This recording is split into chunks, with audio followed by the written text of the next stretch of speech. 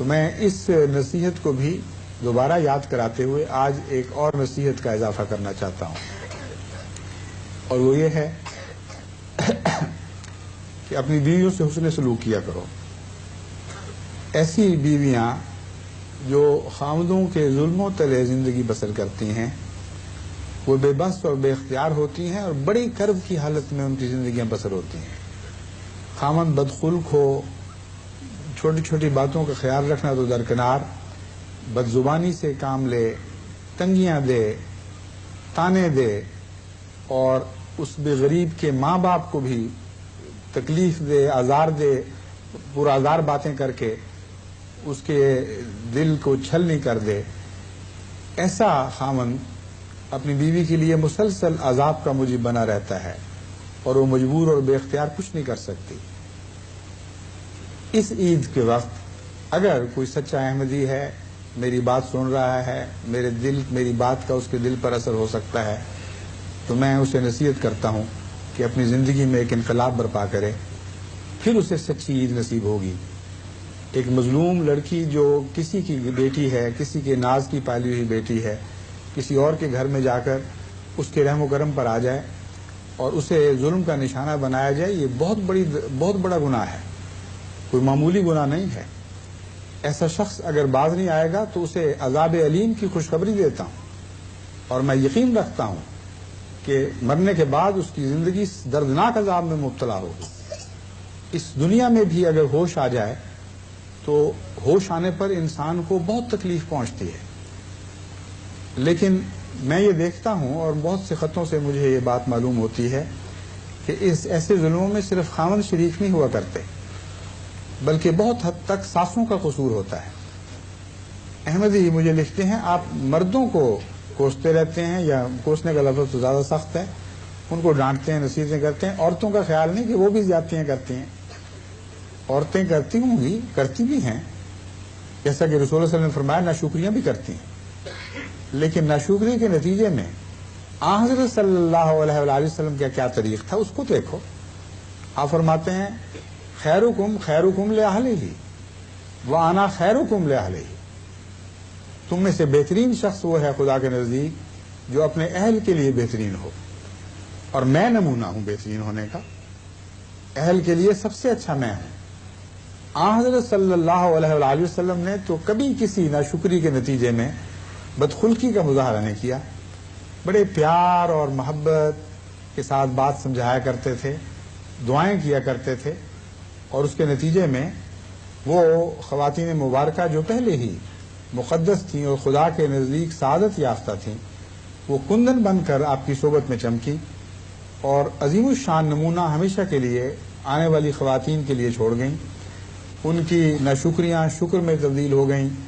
ان کو دن بدن یہ احساس بڑھتا چلا گیا کہ اس سے بڑی کوئی خوش نصیبی نہیں ہو سکتی کہ ہم حضرت اقدس محمد مصطفیٰ صلی اللہ علیہ وآلہ وسلم کے اخذ میں آئی ہیں۔ بس حضرت کے نمونے کو دیکھیں اور اس سے فیض پائیں۔ اگر ایسا نہیں کریں گے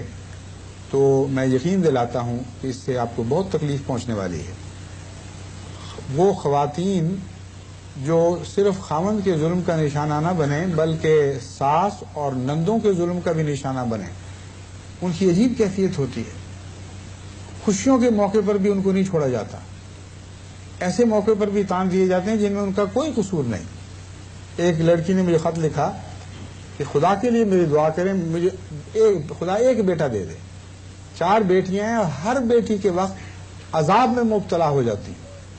ساس تانے دیتی ہے، نندیں تانے دیتی ہیں، خاوند کہتا ہے کیا جھوٹ جیسی چیز تم ہمارے گھر آ گئی ہو، کیا نحوستیں لے کے آئی ہو، ہماری نسل برباد کر دی، کوئی بیٹا نہیں پیدا ہوا۔ اور یہ نحوستیں جو ہیں یہ وہ ساسیں ہیں، ان کو نحوست سمجھتی ہیں اور نحوست کی تعلیم دے رہی ہوتی ہیں اپنے بچوں کو، تو کیا وہ خود عورت نہیں ہے؟ کیا وہ خود نحوست کا نشان نہیں ہے؟ ایسی ذلیل اور کمینی حرکتیں اگر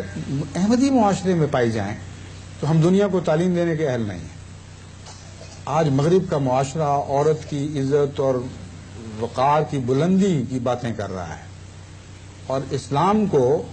اس بات میں تانا دے رہا ہے کہ اسلام میں عورت کا مقام نہیں. آپ لاکھ تعلیم دیں، اگر معاشرے میں واقعتاً عورت کے لیے عزت اور احترام کا مقام پیدا نہیں کریں گے تو آپ اس لائق نہیں ٹھہریں گے کہ اسلام کا پیغام کامیابی کے ساتھ غیر قوموں کو دے سکے. اور عورت کے ساتھ آپ کا حسن سلوک وہ بہترین معاشرہ پیدا کرے گا جو یہاں موجود نہیں ہے. مغربی قوموں میں عورت کی آزادی کی باتیں ہیں، عورت کی عزت کی باتیں ہیں، اس کے حقوق کی باتیں ہیں، لیکن عورت کے ساتھ جس طرح کھیلا جا رہا ہے، جس طرح عورت کو ایک کھلونا بنایا جا رہا ہے، اور جو کھلونا جب بیکار ہوا وہ بیکار ٹوٹی ہوئی چیز کی طرح ایک طرف پھینک دیا جاتا ہے،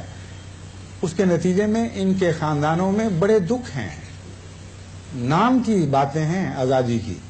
لیکن حقیقت میں عورتیں بڑی مصیبتوں میں مبتلا ہیں. شراب کے نتیجے میں ہی عورتوں پہ جو ظلم ہوتے ہیں وہ ان کی کہانیاں انگنت ہیں اور بہت ہی بڑے دردناک واقعات اس سے رونما ہوتے ہیں. اس لیے میں یہ نہیں کہتا کہ یہ معاشرہ بہت اچھا ہے، مگر جو اچھی باتیں ان میں ہیں وہ لازماً اچھی ہیں. عورت کے وقار کی باتیں کرتے ہیں تو باتیں بہرحال اچھی ہیں، خواہ عمل ویسا ہو یا نہ ہو. جب عورت کو عزت دینے اور احترام کی باتیں کرتے ہیں تو یہ باتیں درست ہیں، مگر اس سے بہت زیادہ یہ باتیں اسلام میں پائی جاتی ہیں. جیسا سلوک عورت سے حضرت محمد مصطفیٰ صلی اللہ علیہ وسلم نے فرمایا، ساری کائنات میں سارے انبیاء کی تاریخ جو ہم تک پہنچی ہے ان کو پیش نظر رکھ کر میں کہتا ہوں ایسا سلوک کبھی دنیا میں کسی مرد نے کسی عورت سے نہیں کیا. یہ ہمارے لیے نمونہ ہے. اس سلوک کو اپنے گھروں میں جاری کریں تو پھر آپ کو حقیقی عید نصیب ہوگی، ورنہ بڑے درد میں مبتلا ہوں گے. میں نے عمر بھر یہی کوشش کی کہ مجھ سے کوئی ظلم سرزد نہ ہو، کوئی ناجائز تکلیف نہ پہنچی ہو، لیکن اپنی بیوی کی بیماری میں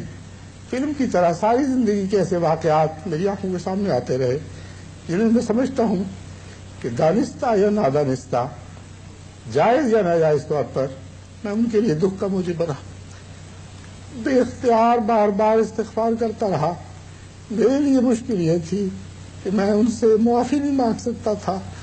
کیونکہ مجھے ڈر تھا کہ اس سے وہ سمجھیں گی کہ میرا وقت قریب آ گیا ہے. عام طور پر وقت قریب آنے پر معافیاں مانگی جاتی ہیں، اس لیے خدا سے معافی مانگتا رہا کہ خدا جو کچھ بھی وقت گزر گیا، اگر میری طرف سے کوئی زیادتی ہوئی ہے تو مجھے معاف فرما دے،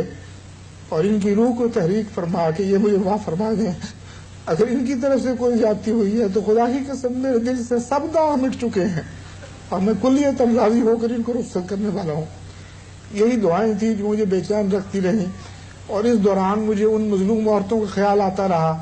جن کے خاوند ابھی بھی غفلت کی زندگی بسر کر رہے ہیں. ان کو احساس ہی نہیں کہ وہ کس حالت میں اپنی عورتوں سے سلوک کرتے ہیں. اور میں نے سوچا کہ میں اس عید کے تحفے کے طور پر یہ نصیحت ضرور احمدیوں کو کروں گا کہ خدا کے لیے اپنے معاشرے کو جنت نشان معاشرہ بنائیں. سچی عید تبھی ہوگی جب آپ کا سلوک اپنی بیویوں سے ویسا ہی ہوگا جیسے حضرت اقدس محمد مصطفیٰ صلی اللہ علیہ وسلم کا سلوک تھا. اس لیے آج اگر آپ اس غم میں میرے شریک ہیں، آپ اگر تعزیت کے خط لکھنے کی سوچ رہے ہیں، تو میری سب سے بڑی تعزیت یہ ہے کہ مجھے جماعت کی طرف سے یہ تسکین ملے، یہ خوشی کی خبر نصیب ہو